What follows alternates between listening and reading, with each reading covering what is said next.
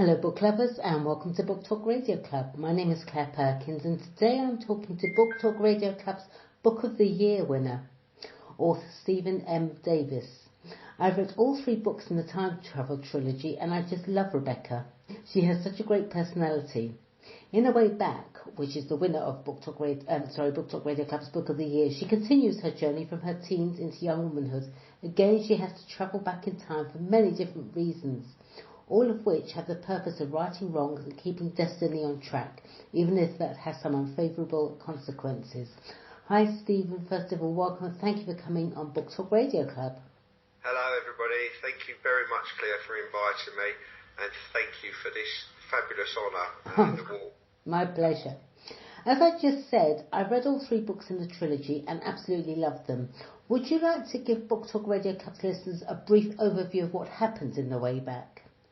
Right, so in The Way Back, it's volume 2 or the second book in the series or chronicle, whichever you'd like to call it.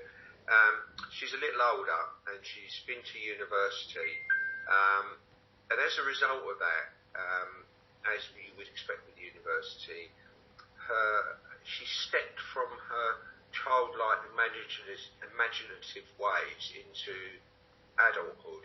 She still kept hold though of a youthful, take things for what they are. The point is that common sense starts to annoy her initially. That said, she casts it to one side and continues down this journey, whereby she starts to get a little more grip on what's actually happening in her life, and she starts to understand that her destiny is actually, and you touched on it earlier, is to right wrongs in the past, change history. If she begins to realise that if she doesn't change history, something negative might happen in the future. That's not always the case.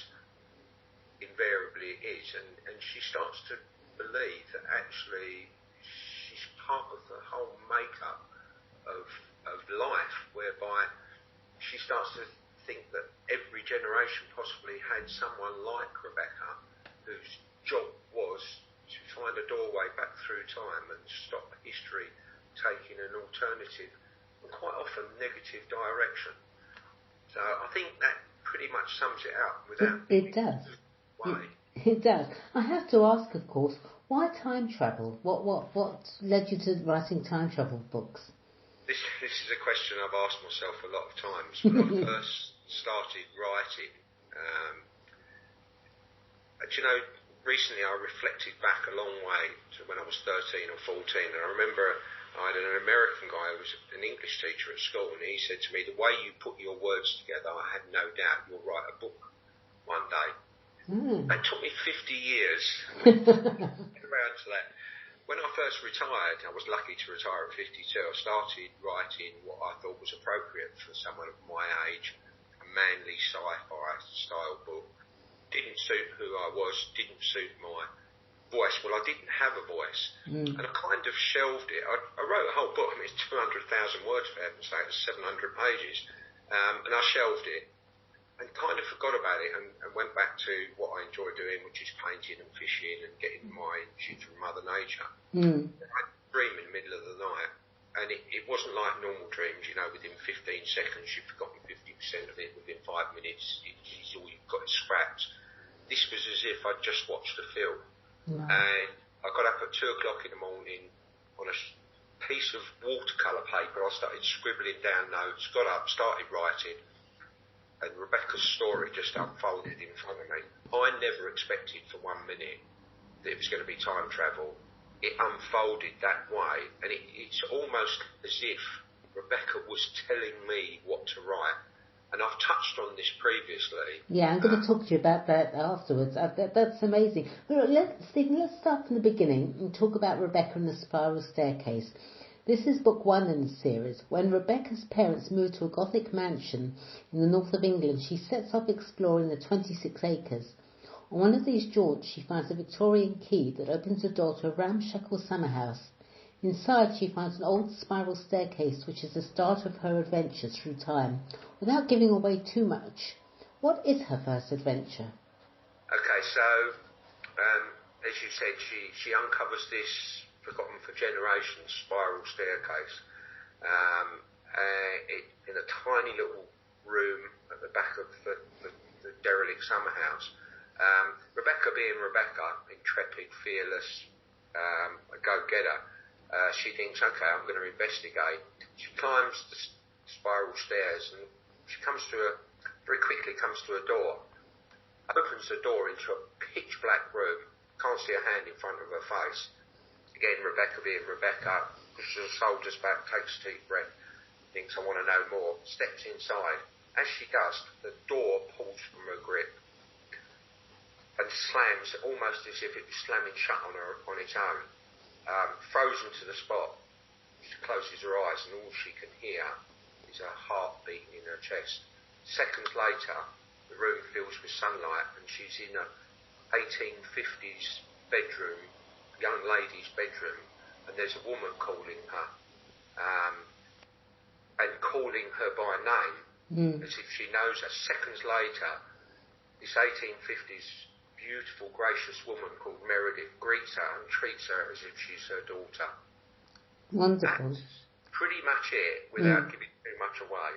So who is Meredith and what is she to Rebecca? Okay, so Meredith, as I said just now, she's this woman, beautiful, graceful woman in 1850s, and she's stuck in this love triangle.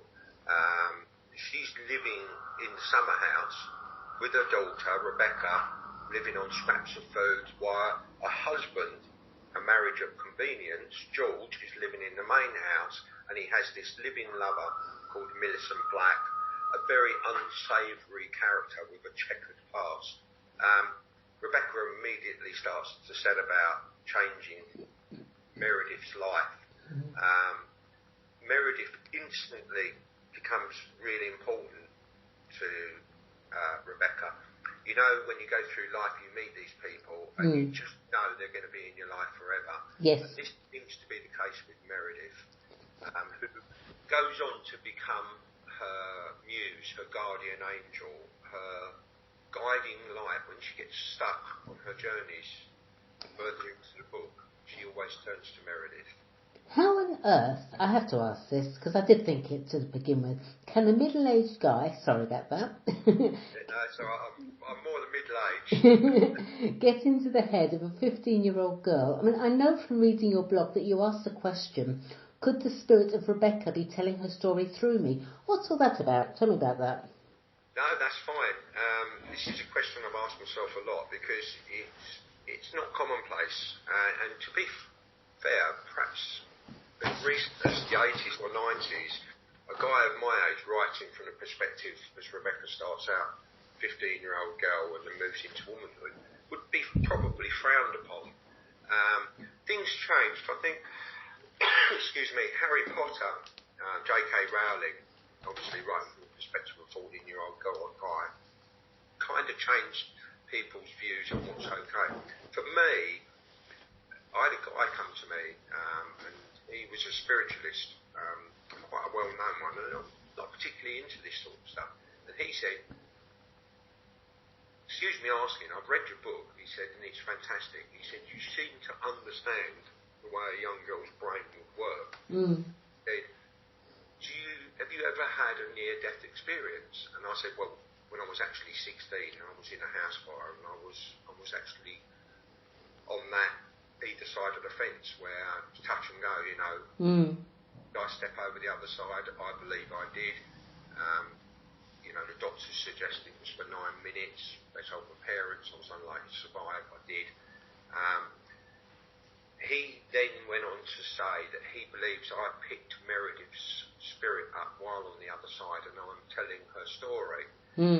Quite interesting because I kind of poo-pooed it a little bit at the time, but it did answer an awful lot of questions. So about 4 months later, I thought I'd go and meet up with a spiritualist, somebody else who didn't know anything about me. Went in with the yes/no thought process. Seconds of being in this room with this woman, she said, okay, this is really weird. She said, I've got a member of the royal family here who's proclaiming to be your muse, and it's a Queen Matilda.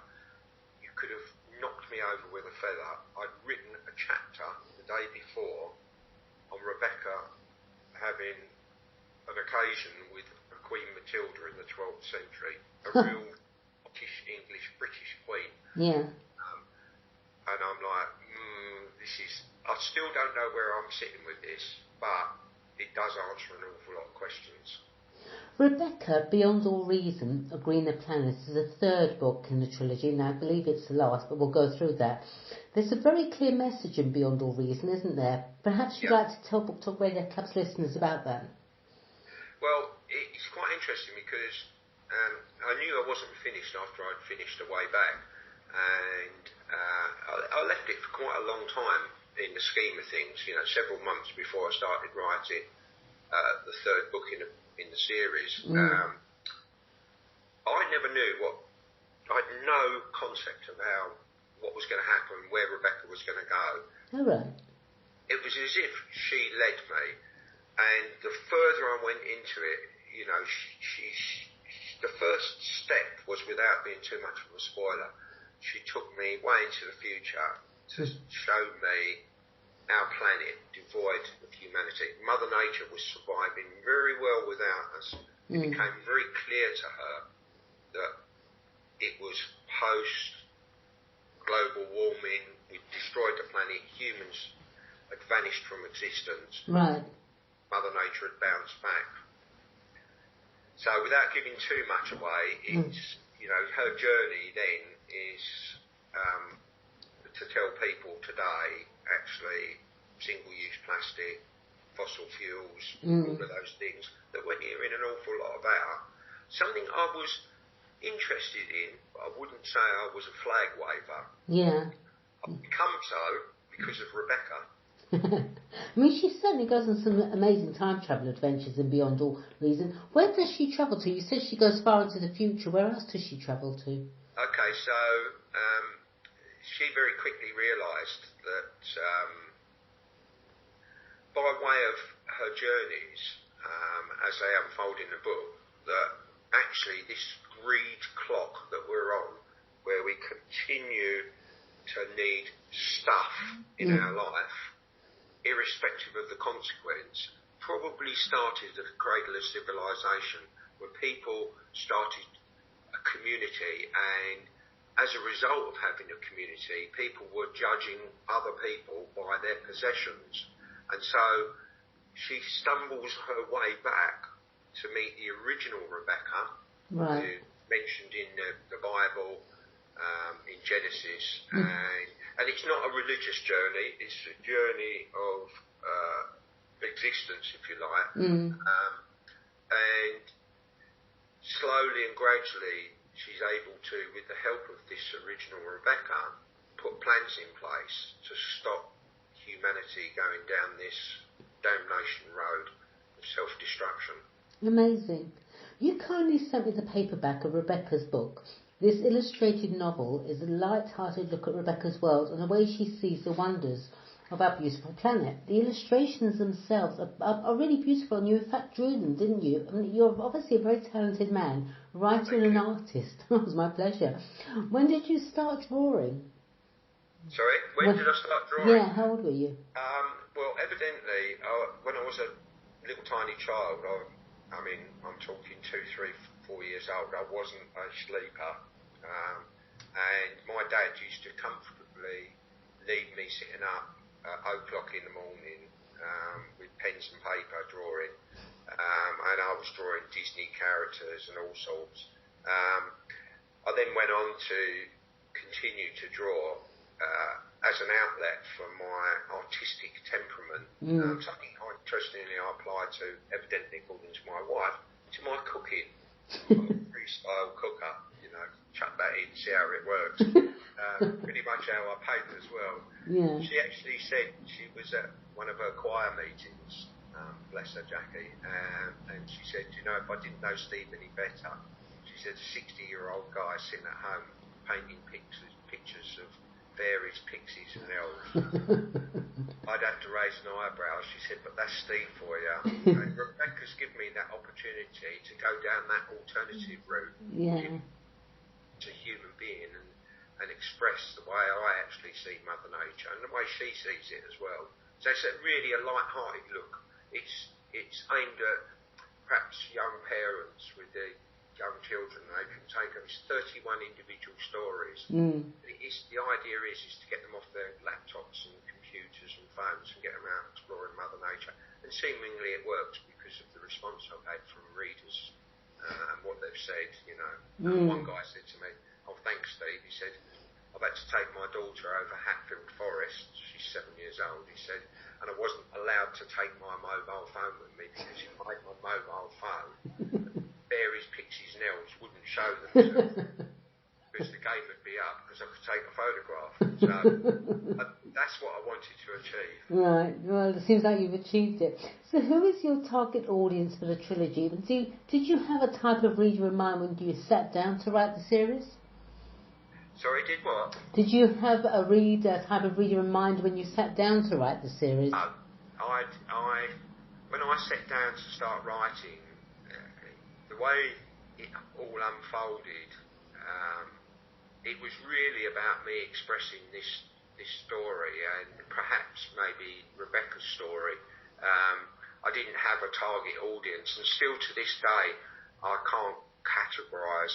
I've had the eldest was a guy of 91 who read Rebecca and loved it. The youngest that I know of is 14, who's responded to it in a positive way, and everybody in between. It's interesting. The female population are able to express their opinion more openly and more freely about such a story than men do. An awful lot of men have read it, and one or two have braved it, put a review on Amazon. But you know, guys, it's all about. I had one guy, a mechanic. It's one of the very few 4 stars I've ever had. You know, I actually knew the guy, and he said, "I absolutely loved Rebecca." He said, "And I've left you a review." And I said, "Thanks, mate." I said, 4 stars. I said, "Any particular reason?" He went, "Well, I'm a bloke."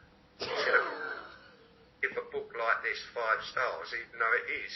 Oh, for goodness sake. But that's the nature of the beast at the moment, isn't it? You know, social media is all about shiny new number plate. Exactly. It's sad. Somebody said to me, they make Rebecca into a film and she becomes, you know, deservedly famous. What would I do? The first thing I'd do is get myself off of social media. As well as being categorised in the time travel genre, I understand Amazon have just added your books to the Metaphysical and Visionary genre. What's all that about? Right, well, this came as quite a surprise. It only happened a couple of days ago, and I thought, okay, because I had my books categorised time travel, science fiction, time travel, adventure, time travel, fantasy, and they've recategorised one of the genres to metaphysical and visionary, and I thought, it's a bit interesting, not sure what it really means, so I thought I'd look at it up. And here's what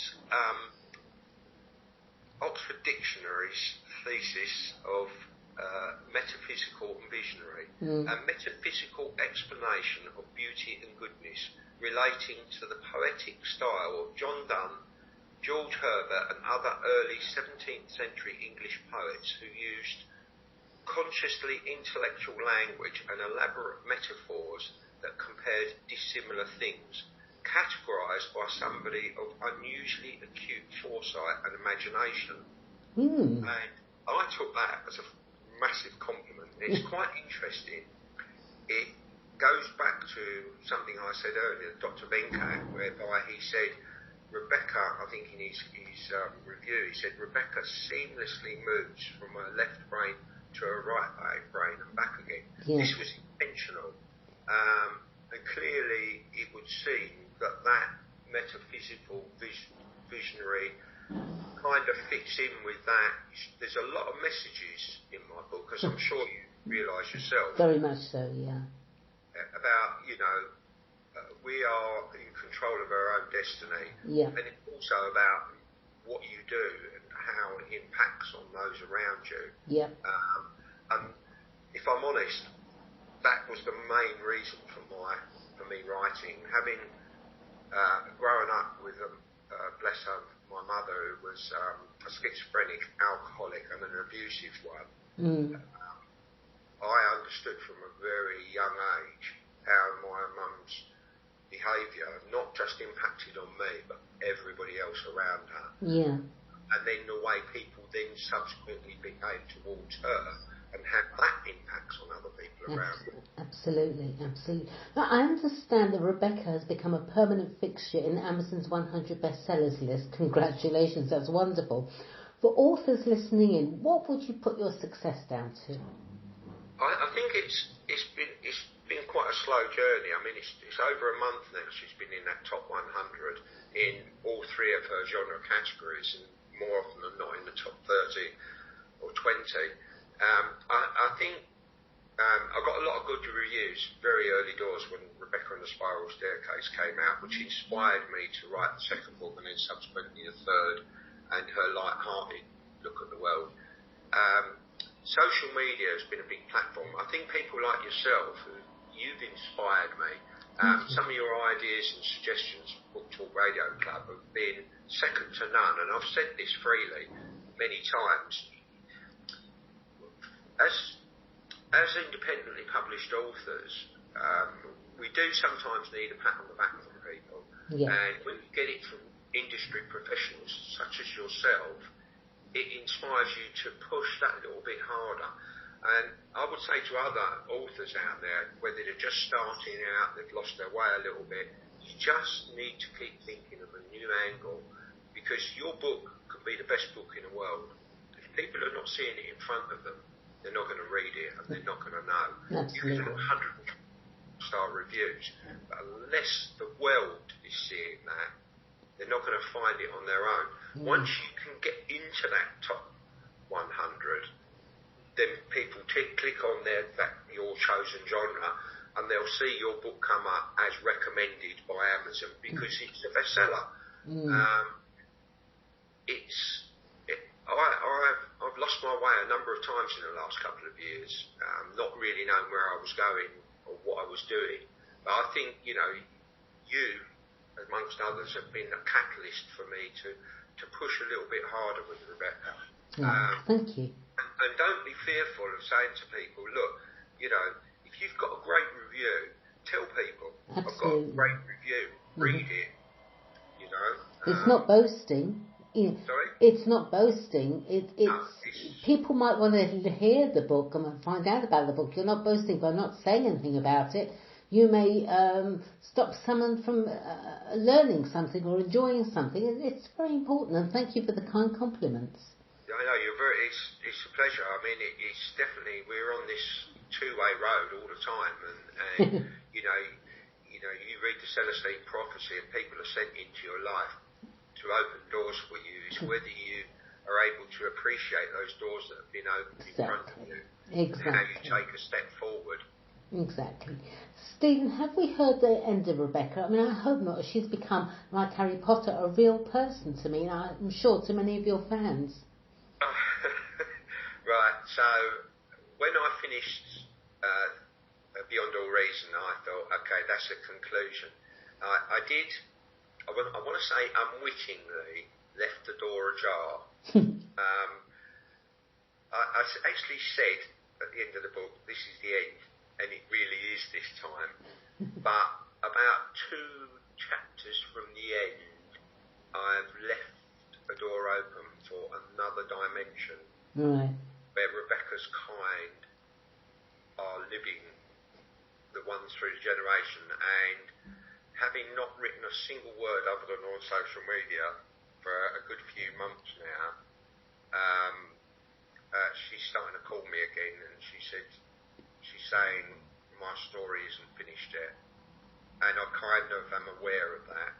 Between me writing the first book and the last chapter of the first book was 4 years. Right.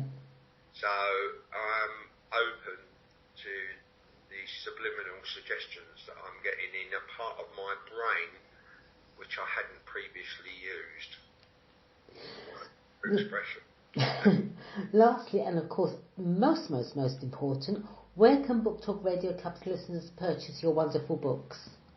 Right, okay, so if they go on to Amazon, whether it's .com or .co.uk, .india, whichever it happens to be, whichever is your preferred Amazon outlet, the shop that's on the corner 24/7, and type in Stephen M.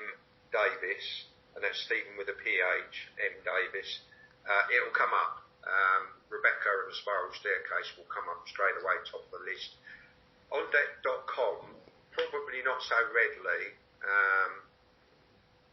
because obviously there's an awful lot more books on .com, and my sales at the moment are based mostly in the UK. I am selling all around the world, but not to the same extent. But if you type in Stephen M. Davis, you might have to scroll down one or two books, because I think there's 3 or 4 other Stephen M. Davises on .com. But basically on Amazon, she'll come up somewhere. All right, well, thank you, Stephen. Congratulations once again on winning Book Talk Radio Club's Book of the Year for 2019, and thank you everyone for listening to Book Talk Radio Club. Thanks very much, Stephen. Thank you, Claire. Thank you. Have a good day, everybody. Bye now.